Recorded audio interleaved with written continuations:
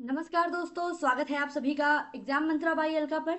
तो दोस्तों, हम लोग शुरू करने जा रहे हैं आज से आपके एग्जाम के लिए पॉलिटी का प्रीवियस ईयर पेपर, जो कि आने वाली आपकी यूपी पीसीएस की परीक्षा, इसके अलावा बिहार पीसीएस है, एमपी पीसीएस का एग्जाम होगा। इन सभी के लिए बहुत ही ज़्यादा इंपॉर्टेंट है। इसके अलावा वनडे एग्जाम जैसे आपका एसएससी का एग्जाम होता है, आरआरबी का एग्जाम होता है, वो सभी एग्जाम जिसमें पॉलिटी से सवाल आते हैं, ये वीडियो उनके लिए बहुत ही ज़्यादा इंपॉर्टेंट होने वाला है।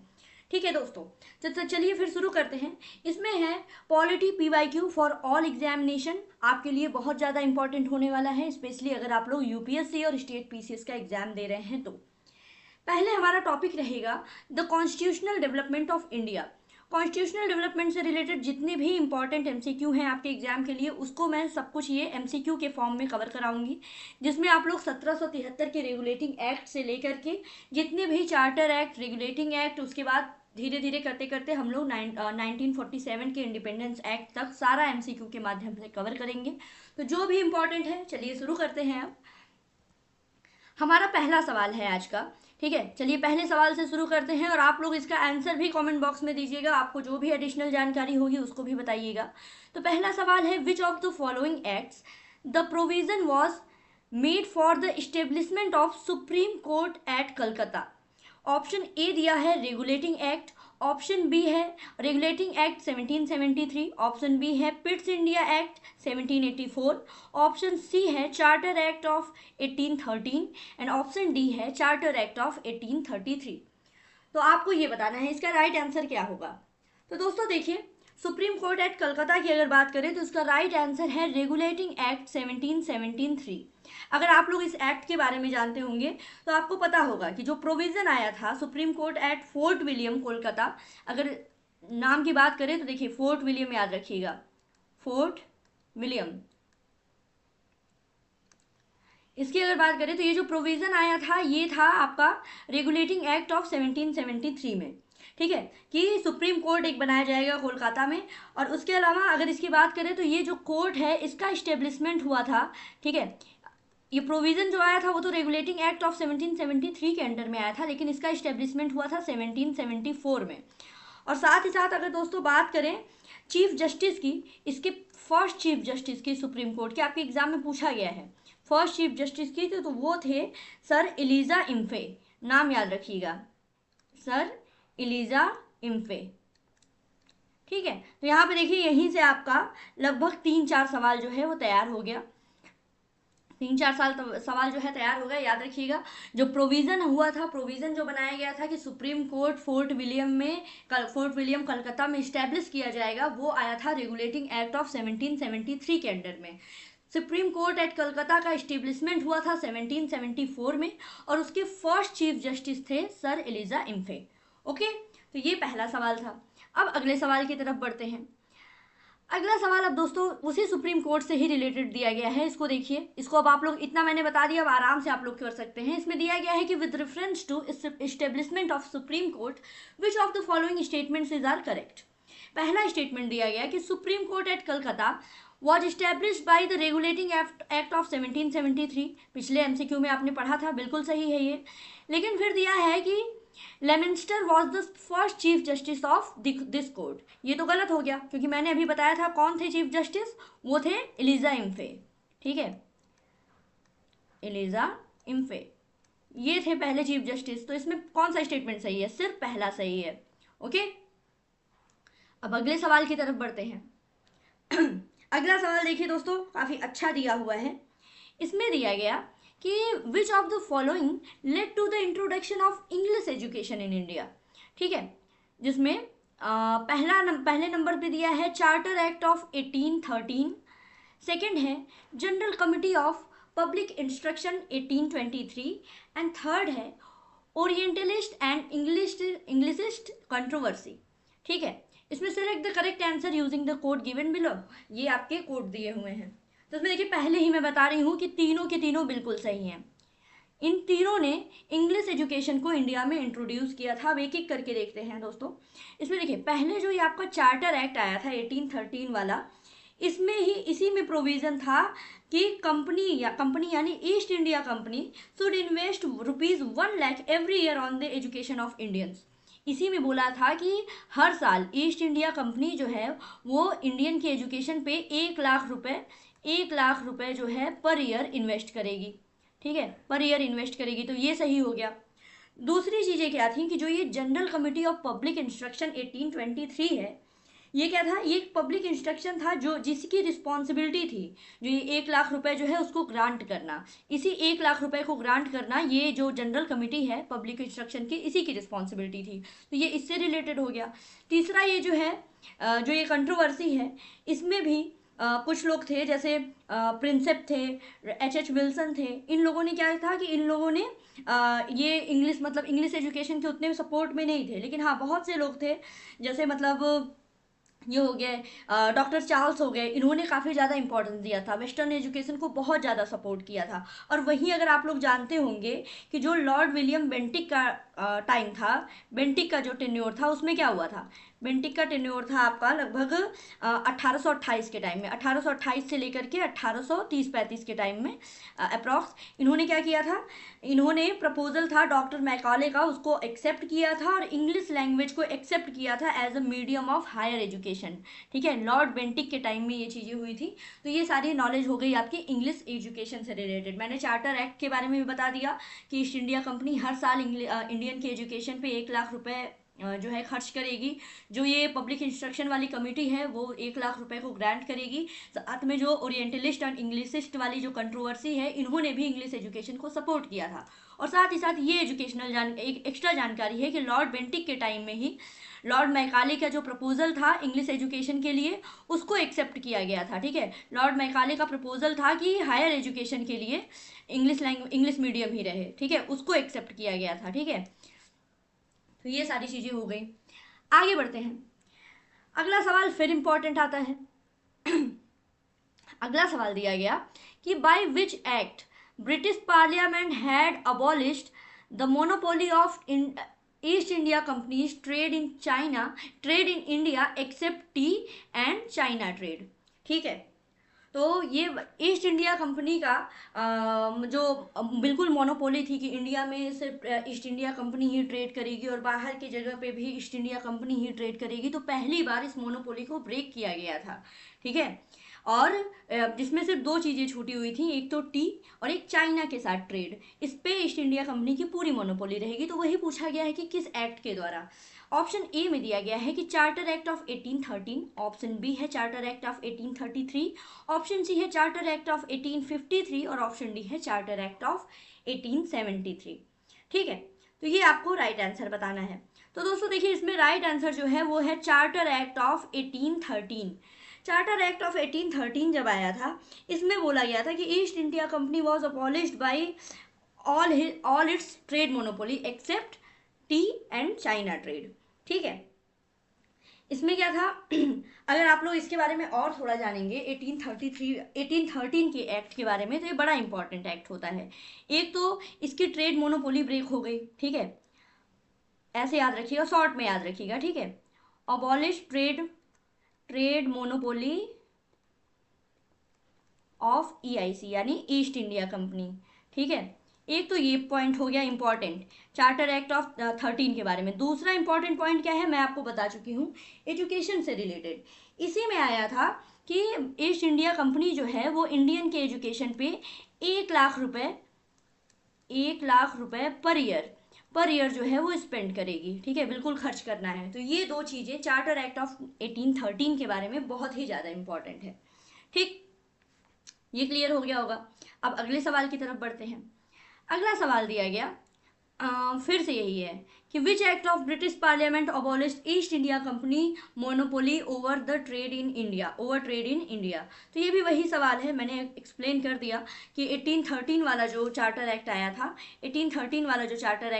इसी में बोला गया था कि जो ईस्ट इंडिया कंपनी की मोनोपोली है ट्रेड की इंडिया पर उसको अबॉलिश किया जाए। साथ ही साथ जो मोनोपोली है वो कंटिन्यू रहेगी चाय की ट्रेड पर और चाइना के साथ ट्रेड पे। तो चाय चाइना च से है, याद रख लीजिएगा, ठीक। अब आगे बढ़ते हैं। अगला सवाल है which act for the first time, एक सेकेंड पेन कहाँ गई, हाँ, इसमें दिया गया कि which act for the first time made it possible for Indians to take some share in administration of their country। ठीक है, काफी अच्छा सवाल है, इसको देखते हैं। हाँ तो इसमें देखिए ऑप्शन ए दिया गया है चार्टर एक्ट 1833, फिर है चार्टर एक्ट 1853, उसके बाद है गवर्नमेंट ऑफ इंडिया एक्ट 1858, फिर है इंडियन काउंसिल एक्ट 1861। तो राइट आंसर क्या होगा दोस्तों? तो इसमें देखिए राइट आंसर है charter act 1833। Charter act of 1833 के बारे में अगर बात की जाए तो इसमें बोला गया कि जो इंडियंस हैं उनका थोड़ा शेयर हो सकता है एडमिनिस्ट्रेशन में। ठीक है, सोचो अपने ही देश में एडमिनिस्ट्रेशन के लिए थोड़ा शेयर ये लोग बता रहे हैं।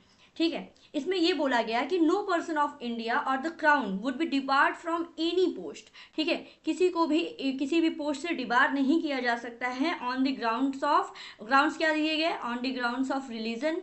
ठीक है, रिलीजन। सेकंड क्या है? Place of birth. ठीक है, प्लेस ऑफ बर्थ जैसे हमारे अभी कॉन्स्टिट्यूशन में है वैसे ही। ठीक है, डिसेंड हो गया, colour of any of them. ठीक है, और 1833 की एक्ट के बारे में अगर हम लोग जाने तो इसमें क्या किया गया? इसमें देखिए सबसे पहली चीज़ क्या थी?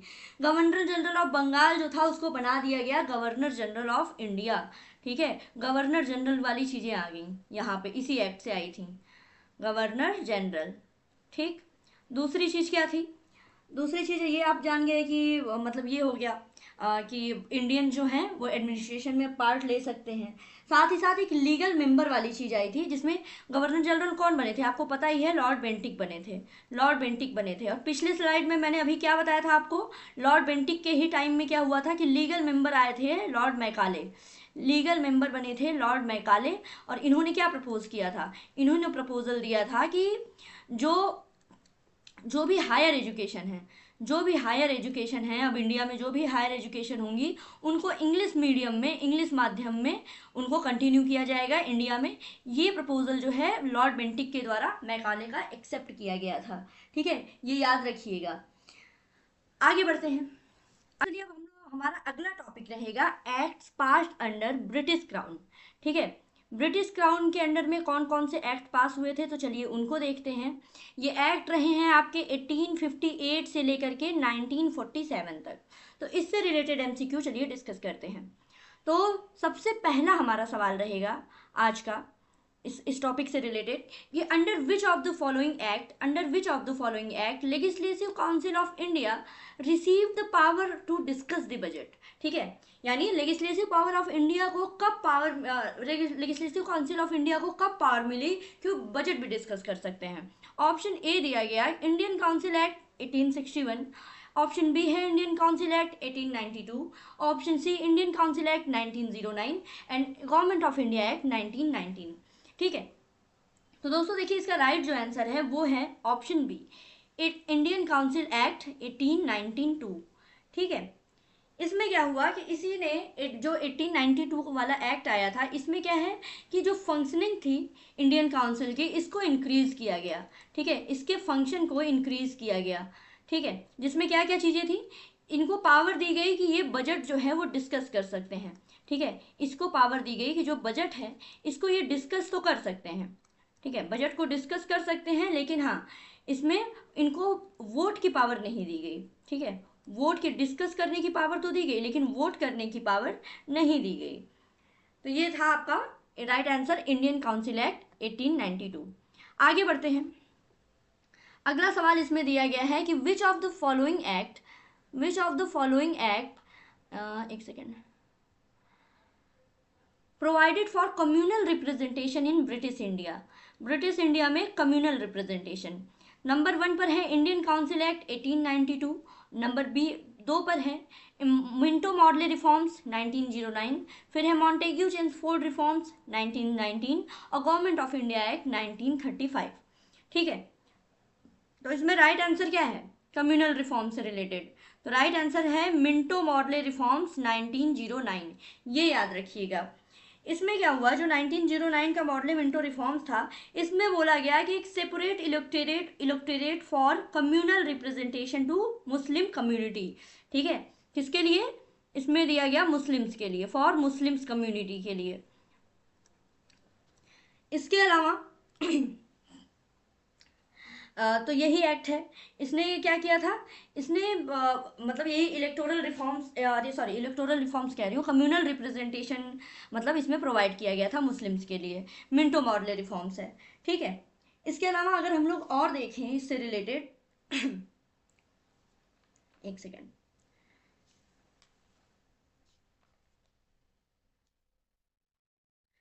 हाँ, तो इसके अलावा अगर हम लोग देखें मुस्लिम्स के लिए सेपरेट इलेक्टोरेट कहाँ, मिंटो मॉर्ले रिफॉर्म्स में 1909 के में क्या हुआ था, विमेंस थी, एग्लो इंडियंस वगैरह थे। फिर बाद में उसके बाद पूना पैक्ट आता है, पूना पैक्ट आता है, इसमें किया गया एस सी एस टीज़ के लिए, ठीक है, एस सी एस टीज़ के लिए।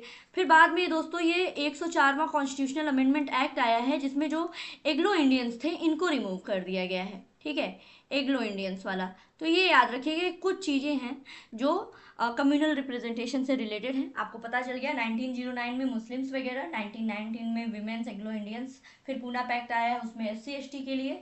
अभी जो है इस समय 104वें कॉन्स्टिट्यूशनल अमेंडमेंट एक्ट से एंग्लो इंडियन वाला रिमूव किया गया है। आगे बढ़ते हैं। आगे देखिए भाई, विच of the following acts was the federal court in India created, ठीक है, फेडरल कोर्ट की बात की जा रही है, किस एक्ट के द्वारा ये आया था। ऑप्शन ए दिया गया है इंडियन काउंसिल एक्ट 1861, फिर Government of India 1909, Government of India act 1919 and none of the above. तो राइट आंसर इसका क्या है, फटाफट बताइए आप लोग। तो दोस्तों देखिए, राइट आंसर है इसका नन ऑफ द एबव, ठीक है। यहीं अभी हम लोग फेडरल कोर्ट की अगर बात की जाए, फेडरल कोर्ट के बारे में सब कुछ जान जाइए आप लोग। फेडरल कोर्ट की अगर बात की जाए तो फेडरल कोर्ट का इस्टेब्लिशमेंट हुआ था 1 अक्टूबर, ठीक है, याद रखिएगा 1 अक्टूबर 1937 इसका इस्टेब्लिशमेंट हुआ था। 1 अक्टूबर 1937, ये एग्जाम में आपके डायरेक्ट डेट पूछा गया है एज इट इज़, ये बहुत ज़्यादा इंपॉर्टेंट है।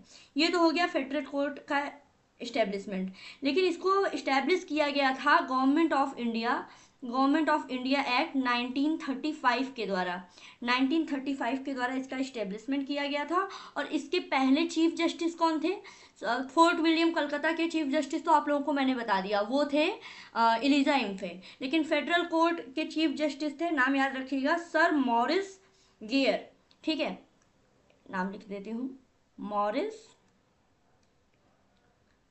मॉरिस गेयर, ठीक है।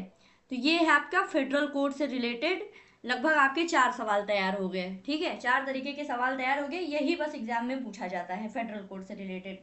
बिल्कुल याद कर जाइएगा, फेडरल कोड इस्टेब्लिशमेंट हुआ 1 अक्टूबर 1937 में।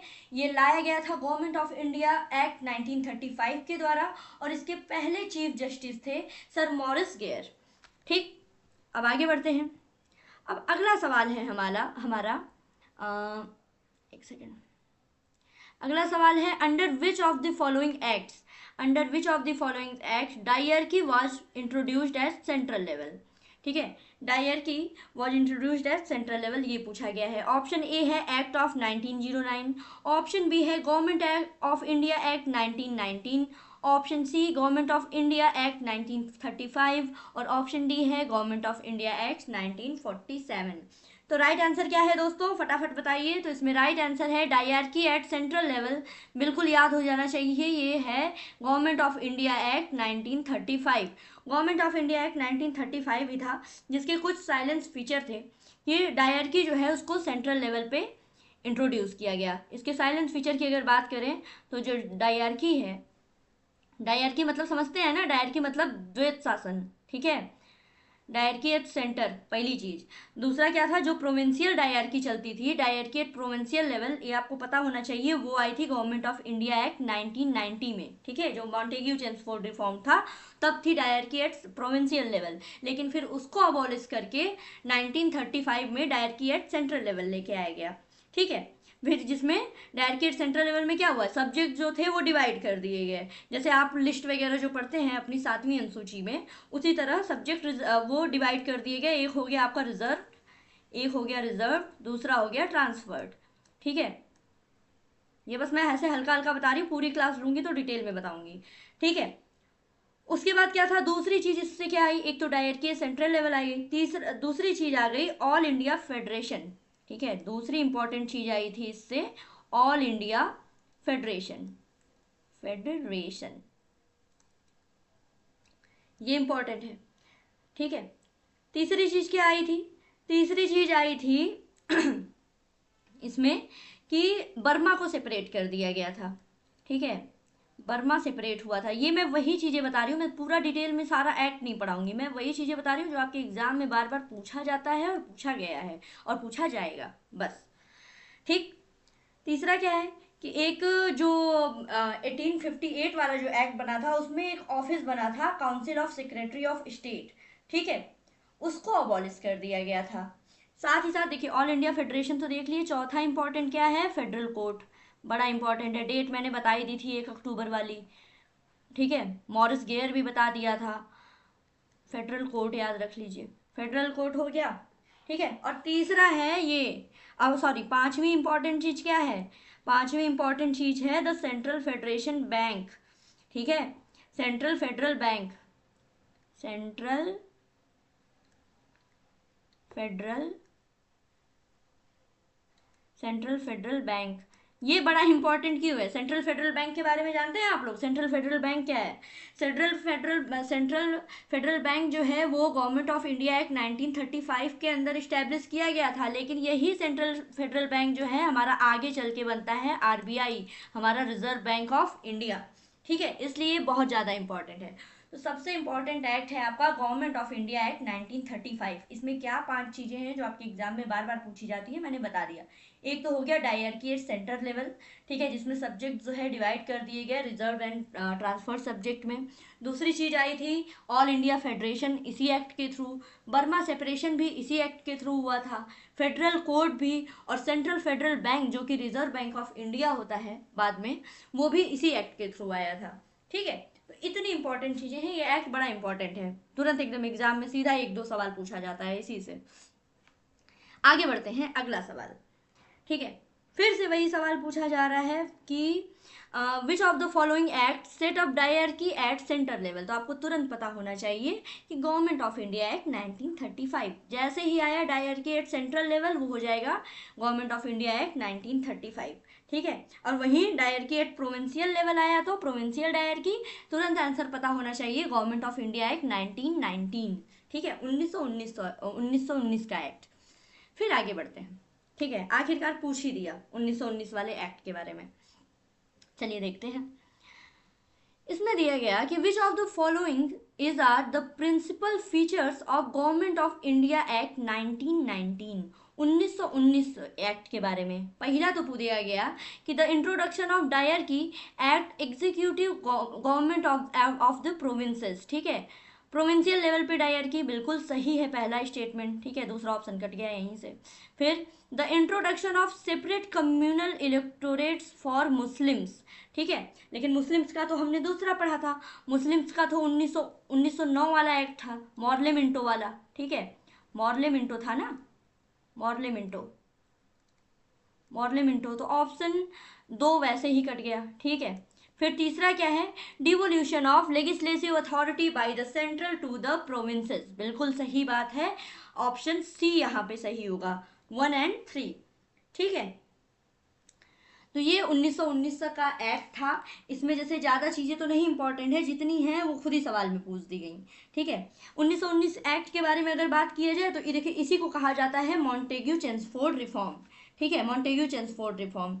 इस एक्ट में पहली बार, एक इंपॉर्टेंट चीज़ मैं इसके बारे में बता रही हूँ, इस एक्ट में पहली बार जो है वो डायरेक्ट इलेक्शन सिस्टम को अडॉप्ट किया गया था, याद रखिएगा, डायरेक्ट इलेक्शन सिस्टम, ठीक है, इस एक्ट के बारे में पहली चीज। दूसरी इंपॉर्टेंट चीज आपने देख ही ली है, 1919 के एक्ट में ही है डायरकी एट प्रोविंसेस, ठीक। उसके बाद ठीक है, उसमें अब देखिए ज़्यादा उतना कोई इंपॉर्टेंट है नहीं, जितना ज़्यादा पढ़ेंगे उतना फिर वो कन्फ्यूज़न होगा आप लोगों को, इसके बारे में डिटेल क्लासेस जो हैं वो बाद में दे दी जाएंगी, ठीक। अगला सवाल, अगले सवाल की तरफ बढ़ते हैं। अगला सवाल दिया गया है the Indian legislature was made by cameral for the first time, ठीक है, पहली बार बाई कैमरल कब बनाया गया, इंडियन काउंसिल एक्ट ऑफ 1892 में, इंडियन काउंसिल एक्ट ऑफ 1909 में, the government of India act of 1919 में, या फिर the government of India act of 1935 में। तो राइट आंसर इसका क्या होगा तो इसका दोस्तों जो राइट आंसर है वो है वो है 1919। ठीक है, 1919 का जो एक्ट था उसमें जो है लेजिस्लेचर को बाई कैमरल बनाया गया था। ठीक है, इसमें क्या किया गया था, जो 1919 का एक्ट था, इसमें क्या किया था कि इसमें पहली बार जो है वो आपका अपर हाउस और लोअर हाउस जो है बनाया गया था। अपर हाउस, ठीक है, जैसे हमारा अभी नहीं है इस समय राज्यसभा लोकसभा, तो इसमें जो अपर हाउस था इसको बोला गया था काउंसिल ऑफ स्टेट। ठीक है, इसको बोला गया काउंसिल ऑफ स्टेट। ठीक, और दूसरा फिर जो हमारा लोअर हाउस है, लोअर हाउस ये रहा बिल्कुल प्रेजेंट टाइम की तरह लेजिस्लेटिव असेंबली। ठीक है,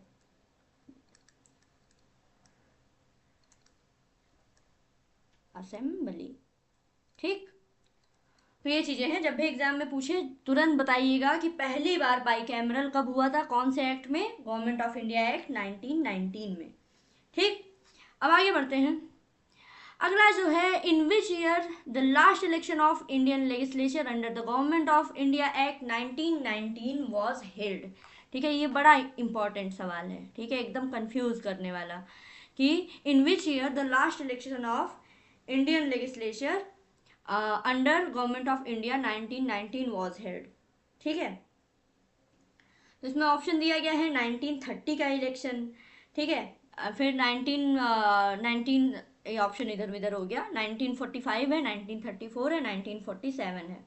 ठीक है, तो इसमें देखिए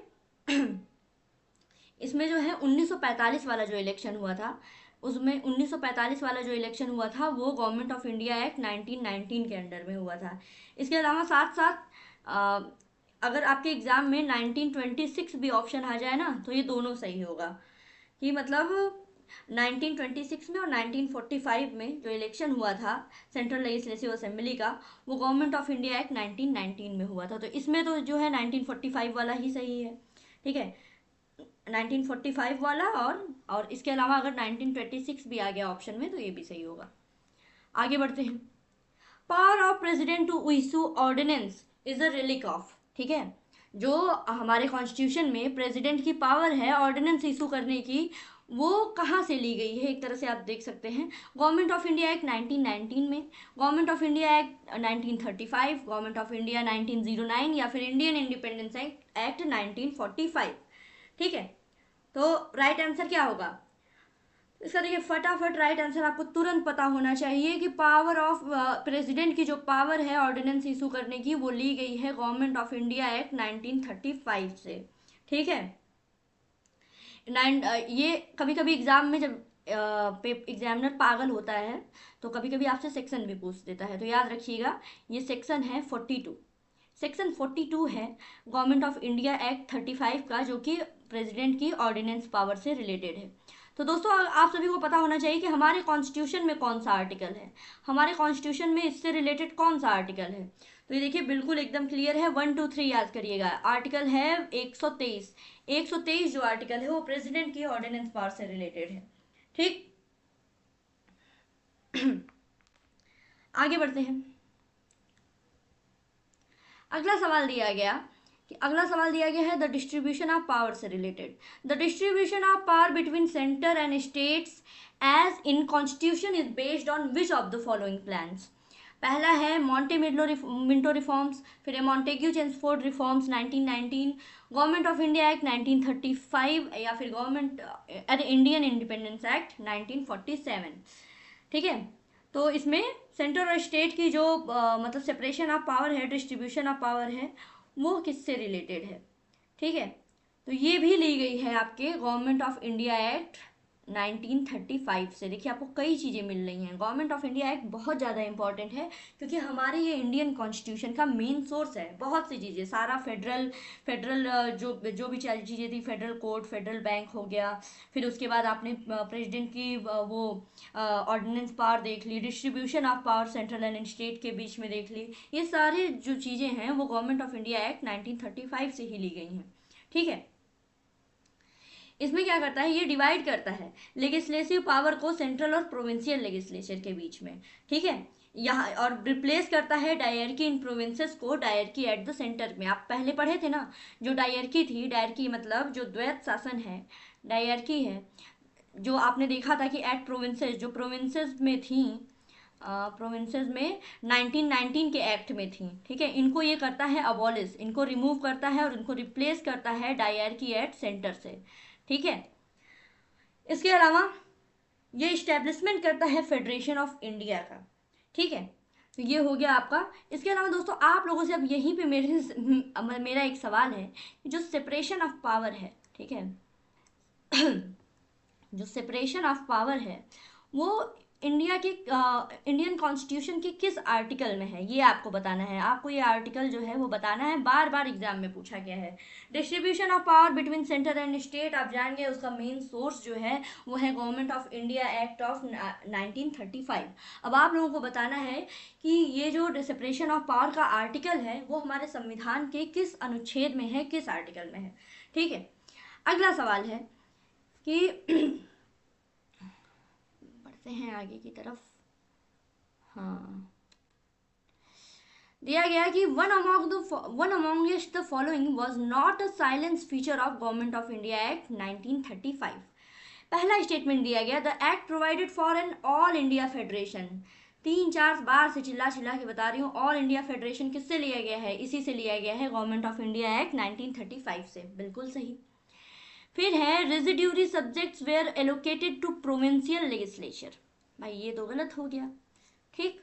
फिर in mark the beginning of provincial autonomy, ठीक, ये तो सही है, provincial autonomy and abolished the diarchy at provincial level, सही है, अबॉलिश करता है एंड इंट्रोड्यूस्ड इट सेंटर, ठीक है, बहुत बार बताया, dyarchy at centre and abolishment of dyarchy at provincial level, ये है गवर्नमेंट ऑफ इंडिया एक्ट 1935। लेकिन जो सेकेंड वाला स्टेटमेंट दिया हुआ है कि रेजिड्यूसरी पावर, ठीक है, रेजिड्यूरी पावर क्या होती है दोस्तों, इसको क्या बोलते हैं, अवशिष्ट, अवशिष्ट सब्जेक्ट कुछ ऐसे बोलते हैं हिंदी में। इसमें ये होता है कि जो आपकी 7वीं अनुसूची में जो सब्जेक्ट दिए गए हैं, यूनियन लिस्ट वाले, स्टेट लिस्ट वाले, कॉन्करेंट लिस्ट वाले, जो रेजिड्यूसरी सब्जेक्ट्स होते हैं वो इन तीनों लिस्ट में नहीं होते हैं। इन पे सीधा आपका पार्लियामेंट, आपका संसद सीधे कानून बना सकता है, ठीक है। ये शायद, ये इससे रिलेटेड मुझे आर्टिकल कंफर्म नहीं है, बट अप्रॉक्स शायद आर्टिकल 248 समथिंग है, ठीक है। ये कनाडा से लिया गया है ये प्रावधान, इसके बारे में जान लीजिए। तो ये आपने देखा। तो रेजिडेंशियल सब्जेक्ट्स के बारे में बोले तो इसमें देखिए सिंपल है कि neither allocated to central nor provincial legislature, simple, जैसे प्रेजेंट टाइम में है कि ना सेंट्रल उस पर कानून बना सकता, ना स्टेट उसमें जो है संसद सीधा कानून बना सकती है, तो वही चीज़ें हैं, ठीक है। और रेजिडेंशियल पावर जो है, ये जो है सब्जेक्ट प्रोविंशियल लेजिस्लेचर के पास नहीं है। जैसे प्रेजेंट टाइम में संसद है, वैसे उस टाइम में क्या था, वायसराय था, ठीक है, वायसराय था। तो ये स्टेटमेंट सेकंड वाला गलत है, बाकी सब सही है। आगे बढ़ते हैं। अगला सब्जेक्ट क्या है, अगला क्वेश्चन क्या है कि in the federation establishment by government of India, ठीक है, in the federation established by government of India act 1935, फिर रेजिडेंशियल पावर वाला दिया है। तो मैंने क्या बताया, इसमें न यूनियन रहेगा न स्टेट रहेगा, ठीक है। इसमें प्रेजेंट टाइम में क्या है, प्रेजेंट टाइम में पार्लियामेंट है, तो उस टाइम से आप रिलेट कर लो, उस टाइम में क्या होगा, या तो वायसराय होगा, या तो वायसराय होगा, या फिर गवर्नर जनरल होगा, सिंपल, गवर्नर जनरल है, ठीक। तो राइट आंसर क्या होगा, ऑप्शन बी यहाँ पे सही होता है। फिर आगे बढ़ते हैं।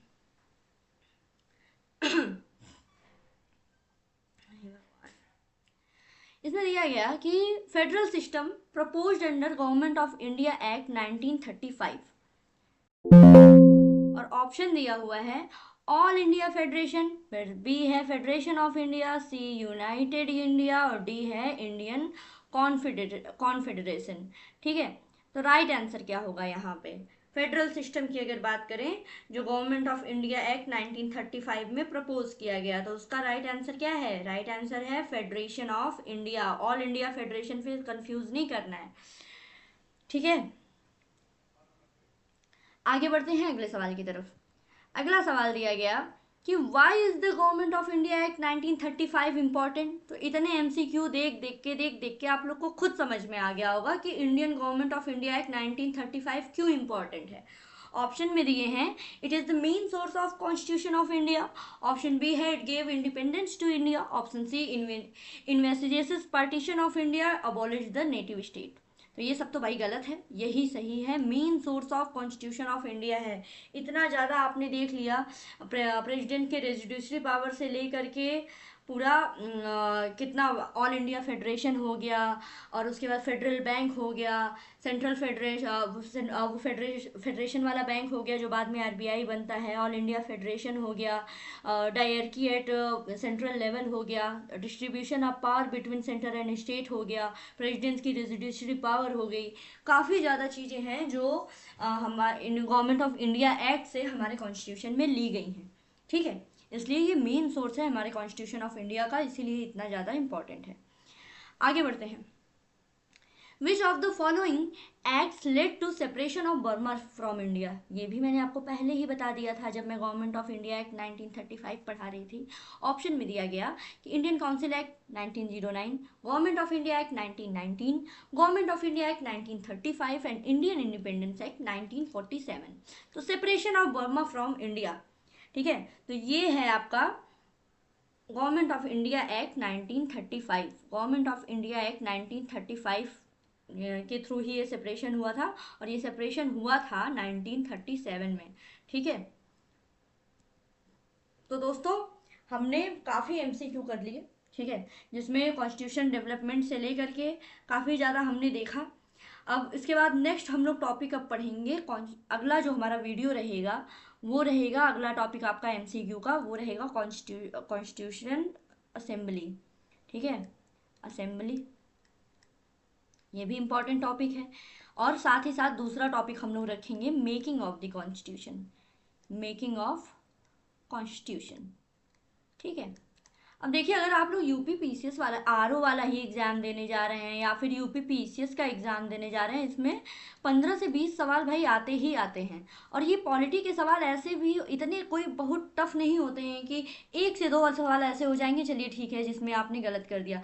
लेकिन इसमें लगभग आपके 14 से लेके 18 सवाल जो होते हैं ना, वो आपके हाथ में होते हैं, वो इसी स्लाइड से आएंगे, यही आपकी बुक जो रहेगी वही जो लक्ष्मीकांत आप पढ़ते हैं उसी में से आता है, आप वो गलत नहीं कर सकते हैं। अगर आप पॉलिटी गलत करते हैं तो फिर पेपर गया आपके हाथ से। तो बस दोस्तों पढ़ते रहिए, पॉलिटी का एमसीक्यू इस चैनल पे आता रहेगा। God bless you all. हमारे चैनल को सब्सक्राइब कीजिए, शेयर कीजिए ताकि रीच बढ़े, लोगों तक पहुँचे ये। और ये जो एनोटेशन है और ये जो पीडीएफ फाइल रहेगी इस वीडियो की, ये जो है आपके टेलीग्राम चैनल पे, जो exam Mantra by Alka Telegram channel है, उस पर डाल दी जाएगी। तो बस पढ़ते रहिए। God bless you all. Thank you so much.